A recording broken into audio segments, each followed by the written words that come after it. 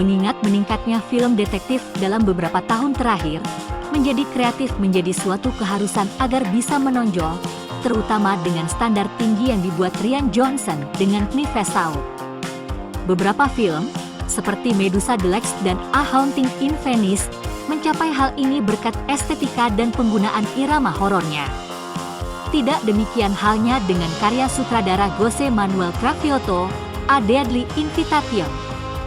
Film Meksiko dalam subgenre yang tidak menawarkan apapun selain cukup menghibur untuk menonton di hari Minggu dengan santai. Diadaptasi dari novel Invitation a un Asesinato karya Carmen Posadas, kisah ini mengikuti Agatha, diperankan Regina Blandon, pembawa acara podcast kriminal terkenal yang menerima undangan misterius dari saudara tirinya yang kaya.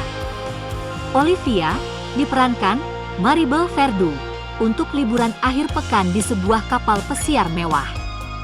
Beberapa kenalan Olivia diundang ke pertemuan ini, mantan suaminya yang kaya Carlos, diperankan Pedro Damian, mantan pacarnya aktor Kari, diperankan Manolo Cardona, dokter menawan Figue, diperankan Jose Maria de Tavira, mantan temannya Sonia, diperankan Stephanie Chayo, dan guru yoga seksi Naram, diperankan Eren Diaz.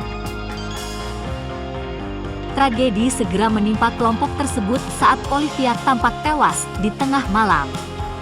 Sekarang, dengan semua orang dikurung di rumah Olivia, dan tidak ada layanan telepon seluler, Agatha harus menemukan pembunuhnya sebelum polisi yang tidak kompeten kembali dan mengganggu penelitiannya. A Deadly Invitation tidak mengubah keadaan. Ini adalah cerita detektif lugas di mana sosok mirip detektif menginterogasi tersangka dan mencari petunjuk di mansion sementara skor musik misteri umum diputar di latar belakang. Bahkan Regina Blandon kadang-kadang meniru gerakan klasik Sherlock Holmes, menggunakan kacamatanya, bukan pipanya. Ada upaya yang jelas untuk meniru suasana Knives Out, tetapi arahan Cravioto cukup hambar. Dia tidak memanfaatkan latar dan sinematografinya jarang digunakan untuk melibatkan atau menonjolkan irama naratif. Tempo cepat mungkin membuat Anda terhibur, tetapi tidak memberi Anda waktu untuk terlibat dalam misteri dan mengambil kesimpulan dengan benar. Jika bukan karena fakta bahwa Invitation a un Asesinato diterbitkan pada tahun 2010, Anda mungkin mengira ini menjiplak Knives Out, Glass Onion. Naskahnya bukanlah mercusuar orisinalitas dan selain bahasanya, tidak ada yang membedakannya dari cerita detektif lainnya. Upaya lemahnya untuk mengatasi masalah sosial segera lenyap dan cara Agatha menjelaskan dengan sempurna latar belakang karakter dengan beberapa petunjuk kecil cukup menggelikan. Cara yang baik untuk mendeskripsikan film ini adalah bahwa hal itu dimulai dengan pembakaran yang lambat dan berakhir dengan tergesa-gesa, dengan api yang menyala terlalu tinggi karena seseorang kehabisan waktu untuk menyelesaikan memasak. Struktur filmnya tentu memerlukan perencanaan yang lebih baik karena meski tidak orisinal, namun juga tidak harus dilakukan dengan setengah hati. Bagaimanapun, karena kita di sini, ini adalah ringkasan dan akhir dari A Deadly Invitation.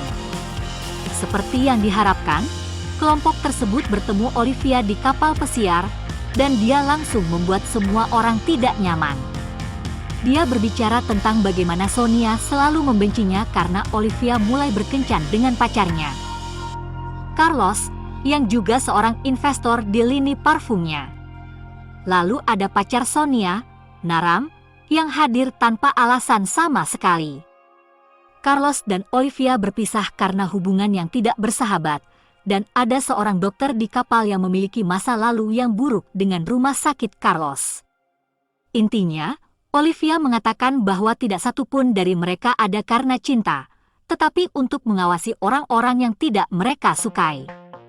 Ini adalah jenis pemikiran, pertahankan temanmu tetap dekat tetapi musuh lebih dekat, dan mereka semua akan mendapat manfaat dari kematian Olivia.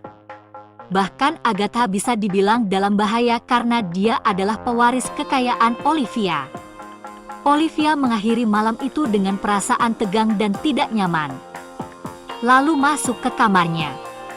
Beberapa jam kemudian, dia ditemukan di geladak dengan leher patah karena terjatuh. Olivia telah terbunuh, dan pembunuhnya ada di dalamnya. Meski begitu, misterinya sendiri cukup menarik untuk diangkat oleh para pemerannya meskipun karakter mereka sangat mendasar.